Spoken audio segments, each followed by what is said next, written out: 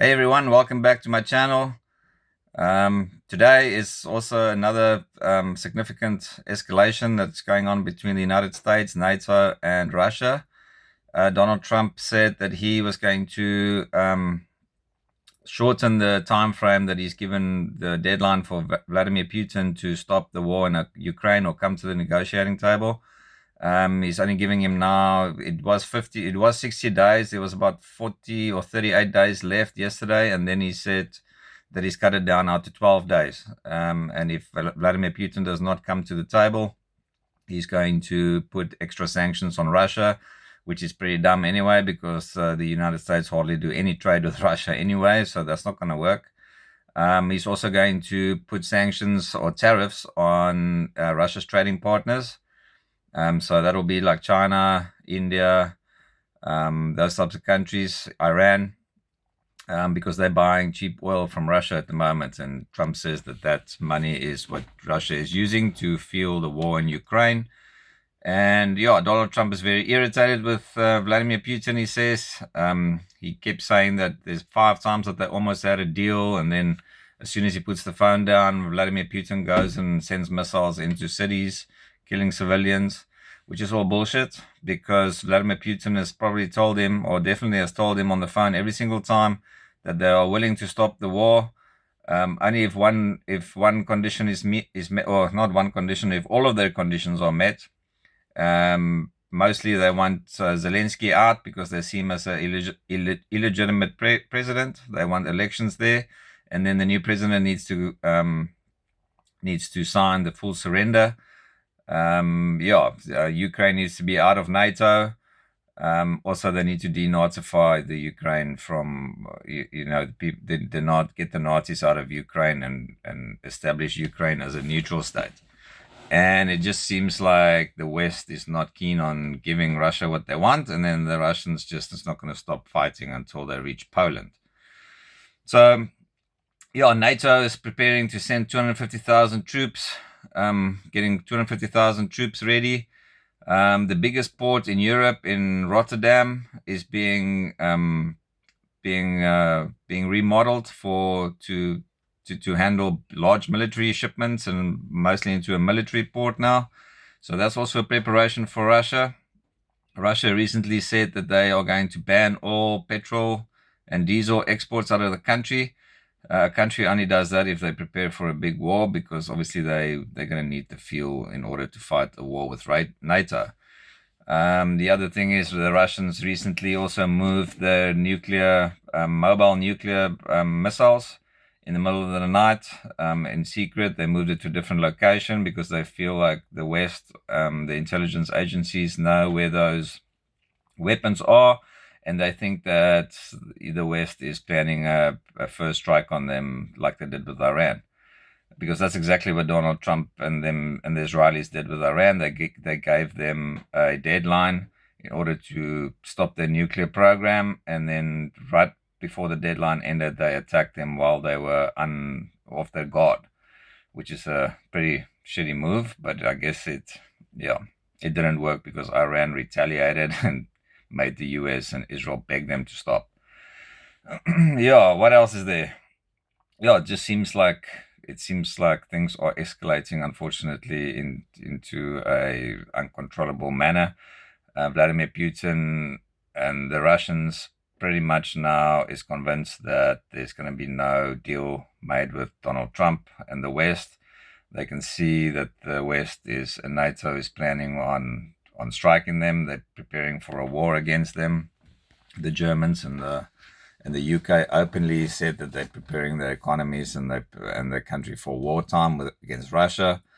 They're going to send all these long-range missiles that can reach Moscow to Ukraine. And now, yesterday also, the general said that they're going to stop reporting on how many and how much and when the weapons will be sent to Ukraine. So it's going to be done in secret.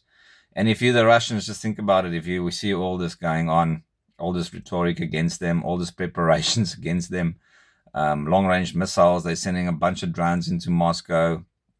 The capital is being attacked all the time. Can you imagine in the Cold War during the Cold War if somebody attacked Moscow. So actually I think Vladimir Putin is showing extreme patience.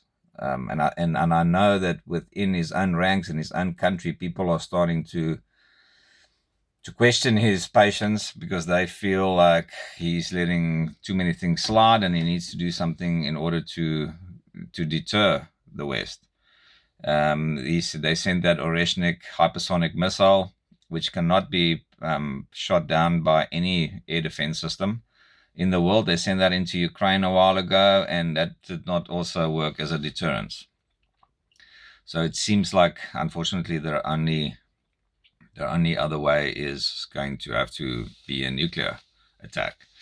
They've changed their doctrine, their nuclear doctrine. Last year in December of 2024, they changed their doctrine to give them legal right to fire first a nuclear weapon if they feel like another country is causing them an exponential threat, if they've got long-range missiles, or if a nuclear state is providing a different country that's not a nuclear state with those types of weapons in order to hit the motherland, then Russia has the right to preemptively strike them with the nuclear weapon. So, that's just the update for today. Donald Trump seems to be escalating it now. After yesterday, he's only given Russia 12 days to stop the war. Otherwise, there's going to be tariffs put on Russia and these trading partners, which is also very dumb because China, the Chinese, and the Iranians, and everybody has already said to Donald Trump, sorry, we don't mind. There's a big world out there. We'll go trade with the rest of the world. They've tried the tariffs already with China a few months ago. That did not work out very well. The ports were going to be empty. And the shelves on the stores was almost going to be empty. And then Donald Trump went to China and quickly trying to make a quick deal in order to stop that. So now he wants to do it again. Lindsey Graham says he wants to put 500% tariffs on China. And then Donald Trump is like, oh, no, it doesn't have to be 500%. Let's make it 100%, which is still ridiculous. I mean, I don't understand what these guys are thinking. It didn't work before. It's not going to work now. America is just going to be isolated even more. And if they try these sanctions, the Russians and the Chinese and the Indians and the Iranians and all those countries, Canada's already done it, just said, okay, fine, we'll go trade with the rest of the world. And now America is going to sit with no product. Donald Trump also doesn't understand that these tariffs are not being paid by the Chinese or the Iranians or the Russians. It's actually being paid by the American consumer, because I do importing here as a business in South Africa, and I know for a fact that I pay tariffs all the time at the port, and it's not the Chinese that's paying those tariffs, it's me who's paying those tariffs, and then I have to work those tariffs into the price that I sell to the consumer here in South Africa, and it works exactly the same in America. So if you put 500% tariff on the phone, it's going to be 500% more for the consumer at the end of the day. And the consumers are already stretched out. The credit card delinquency rate is already at the highest it's ever been in America. The housing market is collapsing. There's all kinds of economic headwinds coming for America now. This will just actually, I feel, push it over the edge.